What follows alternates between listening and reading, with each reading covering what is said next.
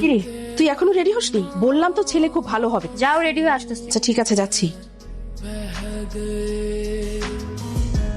সবাই ভেবেছিল সাজগোজ করে পাত্রপক্ষের সামনে ঘুমটা দিয়ে বসে যাবো, কিন্তু না, এই সাথে 8-10টা মেয়ের মতো না। সাথে নিজের পায়ে দাঁড়াবে, ঘুমটা এক্সপ্লোর করবে, তারপর বিয়ে সাথে। তবে সেই বিয়ে এমন কারো সাথে না যে আমি চিনি না জানি না এলো আর বিয়ে করে নিলাম। অবশ্যই এমন লোকে বিয়ে করব যে হবে আমার পছন্দের মানুষ। কি ব্যাপার, ওর চোখ খোলা কেন?